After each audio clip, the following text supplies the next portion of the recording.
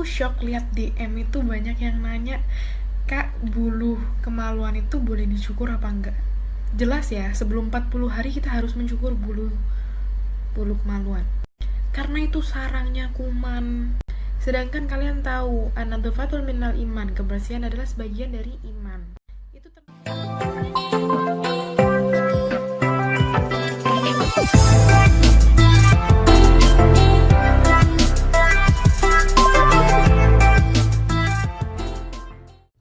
Ime, aku nggak mau menyebutkan salah siapa dalam doaku, tapi aku pengen nikah, pengen cepet dihalalin. Nah, ini ada doanya, ada di surat Al-Qasas ayat 24 yang bunyinya Robbi ini lima anzalta ilayya minak khairin fakir, yang artinya, ya Allah, sesungguhnya aku menginginkan setiap kebaikan yang kau turunkan kepadaku. Itu dibaca 15 kali setelah sholat. Itu imam biasanya setelah sholat ya. Kalian juga bisa baca ya Ali 7.000 kali gitu. Itu dari Ustazah Halimah Al-Idrus. Nah, surat Al-Qasas ayat 24 itu juga bisa untuk mencari pekerjaan. Karena suatu ketika Nabi Musa menginginkan suatu pekerjaan dan akhirnya membaca doa tersebut mendapatkan pekerjaan sekaligus jodoh. Diamalkan ya, semoga Allah mengabulkan hajat-hajat kalian, amin. Nah, ini email pajang di rumah. Pesan untuk orang yang namanya selalu kusebut di sujud terakhirku, yang selalu kuminta di hadapan Tuhanku, yang selalu namanya kusebut di antara doa-doaku. Semoga kamu juga mendoakanku ya. Suatu kisah, ada seorang anak yang datang kepada Nabi Musa dan dia meminta harta yang melimpah. Kemudian Nabi Musa mendoakannya, kemudian Allah memberi dua pilihan. Tanyakan kepada anak tersebut, mau diberi rezeki di 30 tahun pertama ini waktu di awal minta, atau 30 tahun separuh yang akan datang. Kemudian Nabi Musa menanyakannya dan anak itu pengen 30 tahun dari sekarang. Anak itu akhirnya berusaha keras dan dia mendapatkan rezeki yang melimpah. Setelah 30 tahun, Nabi Musa melihat kenapa anak ini masih kaya raya. Bingung Nabi Musa. Kemudian Allah mengabari Nabi Musa bahwa Allah memanjangkan rezekinya dia karena Allah tidak tega melihat memutus rezeki seorang yang dia membagi-bagikan rezekinya, menopang orang-orang yang fakir, tidak menimbun hartanya. Dan juga Allah berkahi semua hartanya itu tadi. Bukan cuma harta ya, kita juga berbagi ilmu, tidak pelit ilmu, itu juga termasuk Allah akan memberkahi ilmu kita. Kan pernah gak sih ngerasa kayak teman kalian tuh, so alim banget aslinya gak gitu, padahal kalian sendiri belum alim, belum baik, belum gena seperti dia. Nah, tapi kalian kayak ada iri gitu. Nah, ini ada bacaan doanya. Ada di Al-Quran surat Al-Hasyr ayat 10. Kalau nggak salah awalnya Rabbana ighfir lana. Ini nggak hafal, cuman ini pernah baca artinya. Yang artinya, ya Allah ampunilah kami dan orang-orang yang beriman kepadamu lebih dulu. Dan janganlah ada dengki di hati kami terhadap orang-orang yang beriman kepadamu. Ya intinya gitu. Itu kalian baca. Kalau misalkan kalian tetap iri dan dengki, tinggal kita menebalkan iman kepada Allah Subhanahu wa taala dan fokus sama diri kita dan ibadah kita dan mensyukuri apa yang kita punya. Begitu. Kak, apa hukumnya ilis extension? La'anallahu, Allah melaknat al-wasilah, orang yang menyambung rambutnya, wal mustausilah, dan orang yang minta disambung rambutnya. Jadi kan bulu mata termasuk rambut kecil-kecil, jadi kita nggak boleh karena sudah disebutkan dahulu ada orang yang minta disambung rambutnya karena dia sakit panas dan rambutnya rontok mau disambung. Kemudian Rasulullah menjawab lanallahul wasilata wal mustausila. Dan kalau misalkan kalian pakai serum kayak pelembab bibir dikasih madu biar pink itu nggak masalah, tapi kalau misalkan pakai di tato atau disambung itu nggak boleh. Cukup mengerti? Jelas beda ya antara curhat sama gibah. Kalau gibah itu kejelekan orang lain yang kita omongkan, tapi kalau curhat tentang kita sendiri yang kita jelaskan ke orang lain. Seperti contoh nih ya, Ime curhat, iya aku habis disakiti cowok gini, itu curhat. Terus orang yang Ime curhatin ini tiba-tiba ngomong ke orang lain, kau tahu ndak Ime lo diputusin sama ini, jelek sudah harga dirinya dia, masih mau kau sama dia. Nah itu gibah. Jadi beda ya antara curhat sama gibah. Kalau curhat diri sendiri tentang kejadian diri sendiri, tapi kalau gibah menceritakan kejelekan orang lain, seperti itu. Aku shock lihat DM itu banyak yang nanya, Kak, bulu kemaluan itu boleh dicukur apa enggak? Jelas ya, sebelum 40 hari kita harus mencukur bulu kemaluan. Karena itu sarangnya kuman. Sedangkan kalian tahu, an-nadzafatul minal iman, kebersihan adalah sebagian dari iman.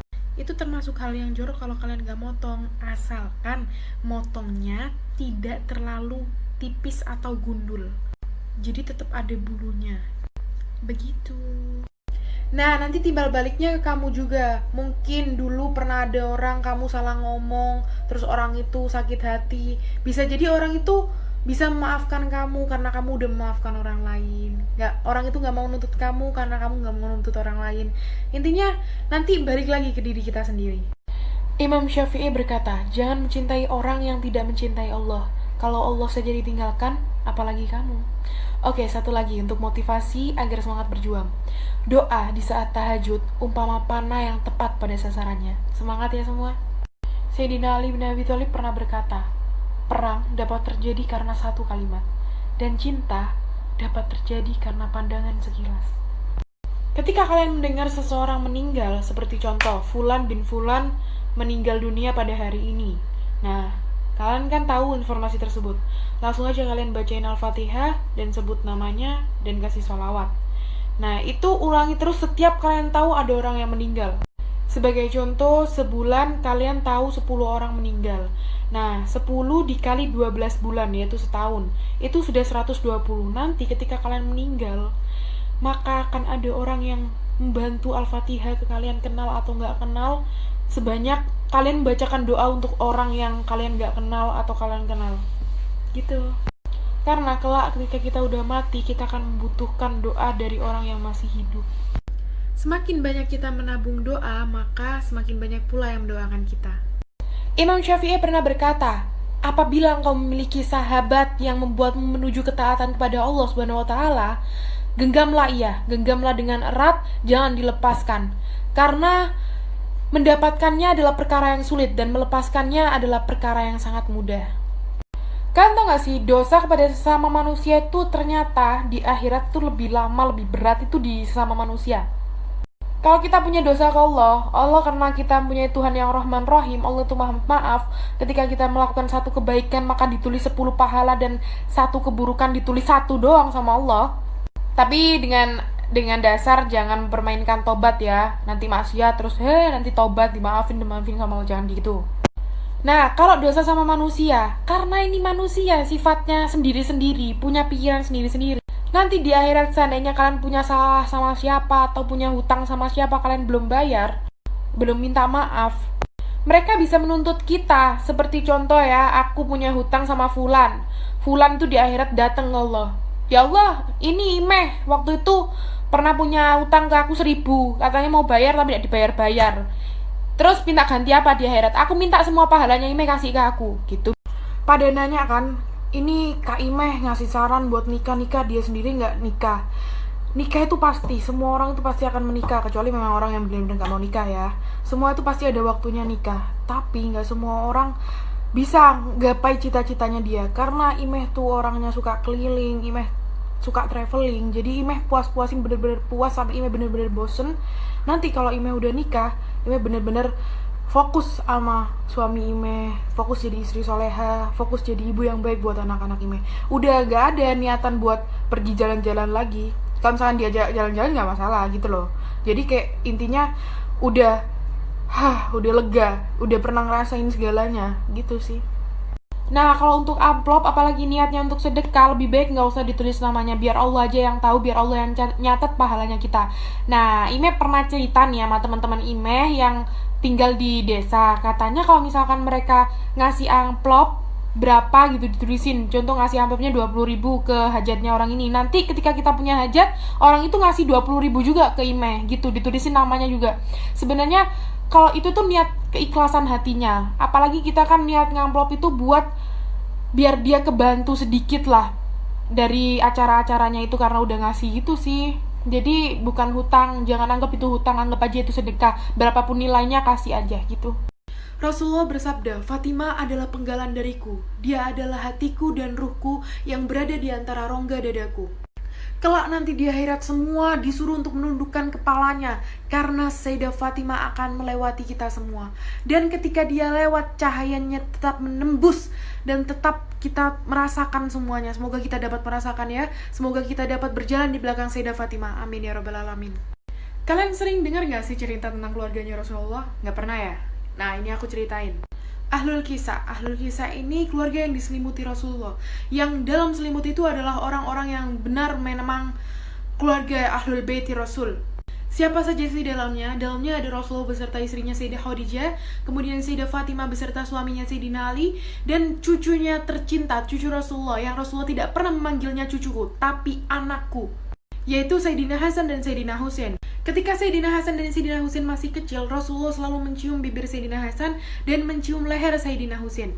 Kemudian Sayyidah Fatimah bertanya, "Wahai ayahku, kenapa kau mencium Hasan di bagian bibir dan Husain di bagian leher?" Kemudian Rasulullah menjawab bahwa malaikat Jibril mengatakan kepada Rasulullah bahwa nantinya Sayyidina Hasan akan meninggal dari bibirnya, yaitu meminum racun, dan Sayyidina Husain meninggal karena dipenggal kepalanya. Sayyidah Fatimah, Sayyidatin Nisa'il Alamin, wanita penghulu-penghuni surga. Ketika Rasulullah merindukan bau surga, maka Rasulullah akan mencium kening Sayyidah Fatimah. Setiap keturunan berasal dari seorang laki-laki, tapi ada pengecualian di Rasulullah. Keturunan Rasulullah berasal dari seorang wanita, yaitu wanita yang sangat mulia, Sayyidah Fatimah Zahra. Allah memberikan keturunan Rasulullah berasal dari Sayyidah Fatimah, yang ibunya Sayyidah Fatimah wanita mulia juga, yaitu Sayyidah Khadijah. Siti Aisyah pernah meriwayatkan, dia tidak pernah melihat seorang pun yang tutur katanya lebih mirip dengan Rasulullah kecuali Sayyidah Fatimah. Jadikan Sayyidah Fatimah adalah wanita yang jadi panutan bagi kita. Semoga kita semua dikumpulkan dengan orang-orang yang kita sayang seperti Sayyidah Fatimah. Allahumma sholli ala Sayyidina Muhammad wa ala ali Sayyidina Muhammad.